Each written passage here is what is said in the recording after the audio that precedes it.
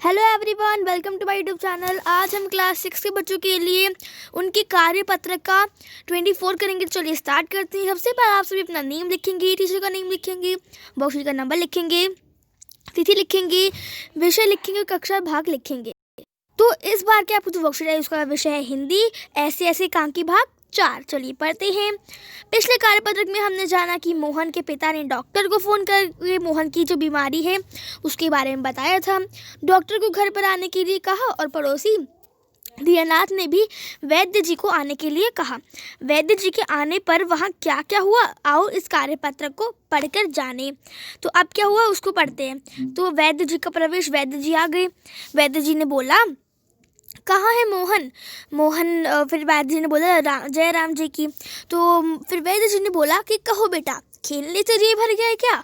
कोई धमा चौकड़ी करने को नहीं बची है क्या? ये वैद्य जी ने मोहन से सवाल पूछे। सब उठकर हाथ जोड़ते हैं वैद्य जी के सामने। वैद्य जी के पास मोहन कुर्सी पर बैठ जाता है। ठीक है। उसके बाद पिता क्या बोलते हैं? पिता बोलते हैं, वैद्य जी शाम तक ये ठीक था। दफ्तर चलते वक्त रास्ते में एकदम बोला, मेरे पेट में दर्द होता है, ऐसे ऐसे होता है, समझ नहीं आता ये कैसा दर्द है। वैद्य जी बोलते हैं, अभी बता देता हूँ, असल में बच्चा है तो समझ नहीं पाता है। तो वैद्य जी उसकी नाड़ी दबाते हैं। फिर बोलते हैं, वात का प्रकोप है। मैंने कहा बेटा। फिर उन वैद्य जी ने बोला कि जीभ दिखाओ। ठीक है। तो मोहन फिर जीभ निकालता है अपनी। फिर वो बोलते, कब्ज है। क्या है बीमारी? कब्ज है। पेट साफ नहीं हुआ, पेट टटोल कर। फिर वो पेट को थोड़ा सा ऐसे ऐसे हाथ लगा के देखते हैं। फिर वो बोलते हैं, पेट साफ नहीं है और मल रुक जाने से वायु बढ़ गई है। ठीक है। क्यों बेटा? फिर वो पूछते, क्यों है? ऐसा ही है। तो हाथ उंगलियों को फैलाकर वो फिर से सिकोड़ते हैं। फिर वो ऐसे ऐसे होता। फिर वो वैद्य जी पूछते कि कैसे होता है? फिर वो पूछते कि ऐसे ऐसे होता है। तो फिर वो बोलता है मोहन, जी हाँ। ओह, ठीक है। उसके बाद वैद्य जी बोलते हैं हर्ष से उछलकर, मैंने कहा मैं ना समझ गया। फिर वैद्य जी ने बोला कि वो समझ गए कि क्या हुआ है। फिर वैद्य जी बोलते हैं कि अभी मैं बोरिया भेज देता हूँ, मामूली बात है, पर यह मामूली बात कभी कभी बड़ों बड़ों को छका देती है, समझने की बात है। फिर वो वैद्य जी उन्होंने कहा कि आओ जी। फिर दीनानाथ जी, आप ही पुड़िया ले लो। वैद्य जी ने दीनानाथ जी को बोला कि आप ही पुड़िया ले लो। मोहन की माँ से बोला कि आधे आधे घंटे बाद गर्म पानी से देनी है ये पुड़िया दवाई। ठीक है।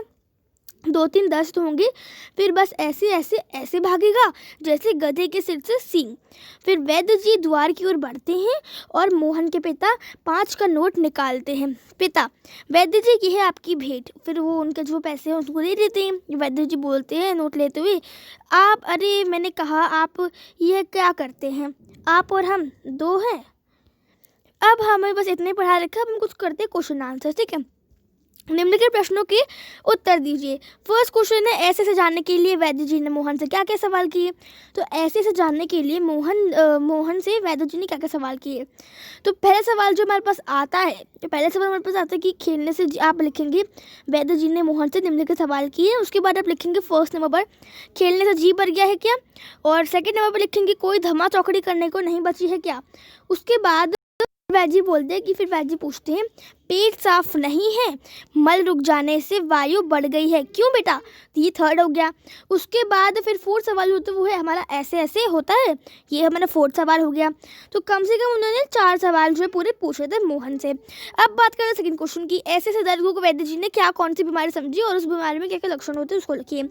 तो जो ऐसे ऐसे बीमारी है जो मोहन बता रहे कि उसको ऐसे ऐसे हो रहा है, उस बीमारी को जो वैद्य जी हैं वो उन्होंने क्या समझा? उस बीमारी को वैद्य जी ने कब्ज समझा है। क्या समझा? कब्ज।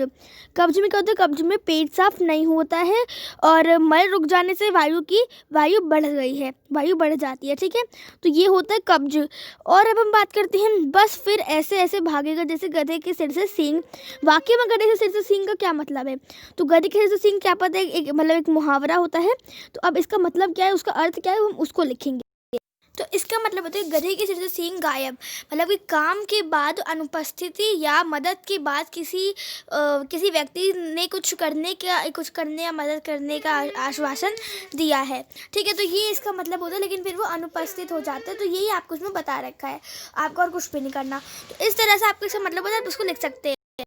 तो यहीं पे हमारी बुक खत्म हो जाती है। होपफुली आपको वीडियो पसंद आई होगी वीडियो को लाइक करिए, दोस्तों का शुरू करिए, चैनल सब्सक्राइब करके बेल आइकन दबाना ना भूलें। मिलते अगली वीडियो में, तब तक के लिए bye bye, see you next time, stay home, stay safe, thanks for watching.